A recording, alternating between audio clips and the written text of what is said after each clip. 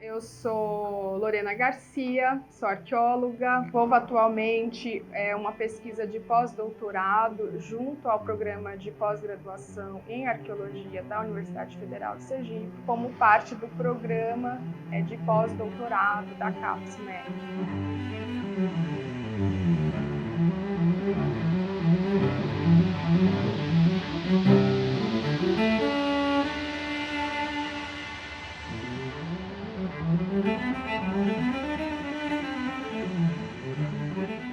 Na universidade eu fui professora temporária junto ao departamento de arqueologia, e nesse processo, aos poucos, eu fui então me envolvendo com populações indígenas da região Nordeste.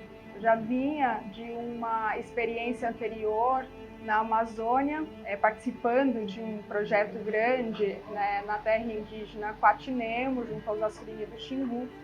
Então, no doutorado eu desenvolvi, né, o meu trabalho vinculado à pesquisa realizada nessa terra indígena dos Assurini.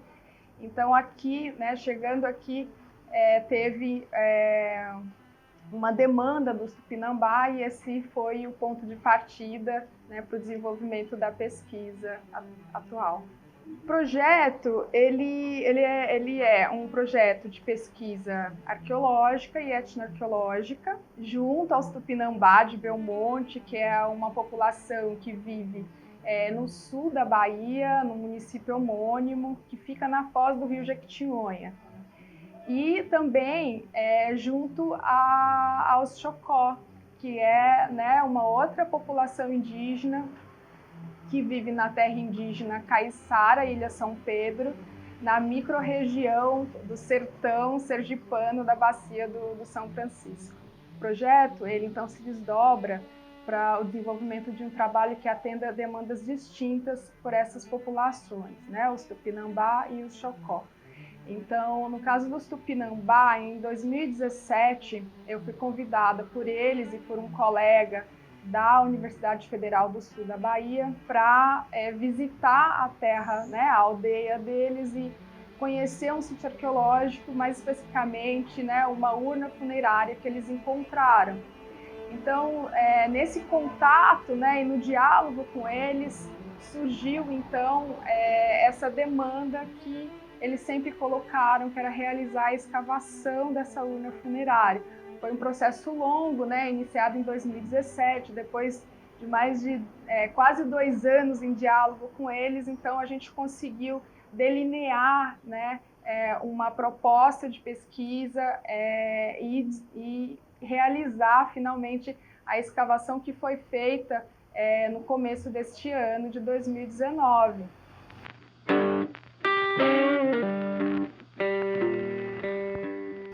Os Tupinambá, essa urna funerária, dentro da trajetória histórica deles, que eles vêm vivendo há muitas, né, há mais de uns, né, há muitos anos, né, décadas, séculos até, de violência, né, mais recentemente a violência relacionada com a luta pela terra, né, ao longo histórico de conflito entre as populações indígenas e fazendeiros de cacau ali naquela região, e outras, né,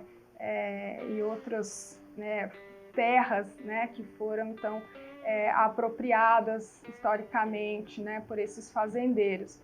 Então, nessa luta deles pela retomada pela terra, essa urna, ela ganhou então um significado político muito importante, relacionado à ancestralidade indígena do território deles, e ao mesmo tempo um papel social, né, dessa conexão que essas populações estabelecem com suas terras, seus próprios territórios.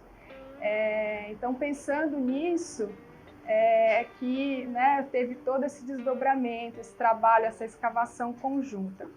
Entre os Chocó, a gente vem trabalhando com as louceiras, são as mulheres, né, que fazem as suas louças de barro e que, né, têm o interesse, né, de fazer o registro etnoarqueológico e também, ou seja, do modo de produção, né, do processo de produção dessas louças, e audiovisual. Então, é um trabalho conjunto com elas que está iniciando agora, vai ter aí os seus desdobramentos, né? Uma coisa interessante, né, em ambas as experiências, tanto com os Tupinambá quanto com as mulheres Chocó, é uma perspectiva que a pesquisa coloca, né, em pauta, de pensar esses objetos, né, esses potes de cerâmica, num horizonte relacionado à história de vida dessas pessoas, né? Então, é uma etnografia arqueológica da relação, né, que cada um estabelece com esses objetos, né, e a história de vida, não só, né, dos objetos, como das pessoas que se conectam com eles, de alguma maneira. No contexto do Nordeste, a gente pode pensar que, historicamente, no século XVI, como a gente sabe, toda a costa nordeste já estava ocupada por agentes de sociedades europeias, né? Então, esse processo, após uma longa trajetória de enfrentamentos e ações coloniais, né, no século XVIII, a gente tem diversos coletivos indígenas, né, isso é bem conhecido, submetidos à política pombalina de mistura de raças, né? Esse processo vai desencadear numa ideologia que um antropólogo que trabalha há muitos anos com povos indígenas do Nordeste, João Pacheco de Oliveira, vai chamar de índios misturados, né? Essa ideia de índios misturados nada mais é do que, né, uma ideologia distorcida, né, e que foi utilizada, né, e disseminada exatamente para poder negar o direito à terra a essas populações. Então, a arqueologia ela tem um papel fundamental na desconstrução de ideologias como essa, né? E especialmente isso tem ainda mais relevância quando, né, essa arqueologia ela se propõe a trabalhar junto com essas populações, né? Não é um trabalho que é feito com um distanciamento sobre elas, né? Mas junto a elas, que parte de um interesse, né, que é delas, e nesse processo de negociação que se mescla tanto ao saber indígena como ao saber arqueológico, surgem então reflexões que são muito produtivas, né, não só para a arqueologia enquanto uma disciplina, quanto para a produção de conhecimento como um todo, né? Eu já venho de uma escola, vamos dizer assim, né, de um grupo de pesquisa que já trabalhava com essa perspectiva de arqueologia, né? Então, arqueólogas que vêm desenvolvendo, especialmente na Amazônia, né? A gente tem vários trabalhos que caminham por essa perspectiva. Então, quando, né, do início do projeto, né, com os Tupinambá e com os Chocó, eu já trouxe comigo um pouco, né, dessa bagagem. Mas tem uma questão, assim, que a professora que me orientou no doutorado sempre enfatizou. Cada experiência arqueológica com populações indígenas é uma experiência, né? Então, não existe exatamente um modelo que seja possível e aplicável a todos os casos, exatamente porque essas experiências elas surgem de trajetórias históricas específicas, né, de demandas próprias, interesses próprios, e se molda, né, a partir disso tudo, desse conjunto de questões. Então, dificilmente, né, a gente teria aí realmente um modelo a ser seguido ou coisa assim, mas existem, claro, perspectivas, né? E a perspectiva básica aí é de pensar a arqueologia como uma prática social. E o que é isso? É pensar uma arqueologia que ganha sentido ou só faz sentido a partir dos sentidos que o que a gente chama de arqueológico adquire para essas populações. Então, a partir dessa premissa, a gente tem aí o diálogo com vários trabalhos desenvolvidos no mundo inteiro, com populações tradicionais, especialmente populações indígenas, em que tenta, né, se desconstruir internamente como disciplina e se reconstruir a partir, né, de um conhecimento outro, de uma forma outra de pensar a história, de contar a história.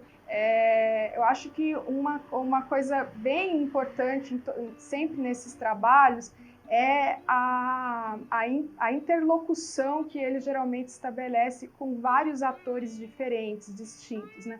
No caso dos Tupinambá e dos Chocó, a gente tem, né, a interlocução especialmente, né, com as pessoas indígenas dessas populações, mas também com, né, nesse caso, com o laboratório onde nós estamos aqui, que é o Laboratório de Paisagem e Sociedade, com o Departamento de Arqueologia, né, da Universidade Federal de Sergipe, com o Museu de Arqueologia de Xingó também, que é um parceiro muito importante no trabalho, especialmente com os Chocó, que estão ali cujo território está bem próximo ao museu, na região ali de Canindé.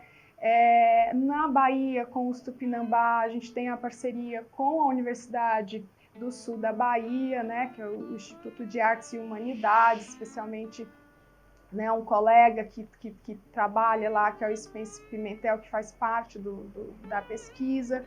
Quer dizer, são vários, né, com a própria coordenação regional, as coordenações regionais da FUNAI. No caso dos Tupinambá ainda tem mais um elemento, porque a urna funerária que eles encontraram desde o início foi motivo de uma reivindicação, né? Eles reivindicaram que o desenvolvimento da pesquisa só se daria com a condição de que essa vasilha permanecesse junto a eles, né, na terra deles. Então, a partir desse ponto, eles buscaram um diálogo com o Centro Nacional de Arqueologia, ou mesmo com a superintendência do IFAM, né, de Salvador, na Bahia, quer dizer, já buscando articular essa reivindicação e conseguiram, né? Eles conquistaram, né, a guarda desse material na aldeia, e isso é um diálogo que eles estão tocando aí, especialmente com o Centro Nacional de Arqueologia. Então, a gente percebe, né, a quantidade, a mobilização, né, de pessoas, né, em torno de trabalhos como esse. O projeto, né, essa proposta de pós-doutorado, ela envolve a participação não só dos estudantes de pós-graduação, né, do programa de pós-graduação em arqueologia da UFES, como também os estudantes de graduação. Então, hoje a gente conta com a participação de 5 estudantes de graduação, tanto em atividades de laboratório como nas etapas de campo, nas aldeias, como 3 estudantes, na verdade 4, 4 estudantes de pós-graduação, nível mestrado e doutorado, né? Então, a intenção, né, a forma como essa rede, né, como pesquisas como essa vão aos poucos, né, se transformando em uma rede de relações com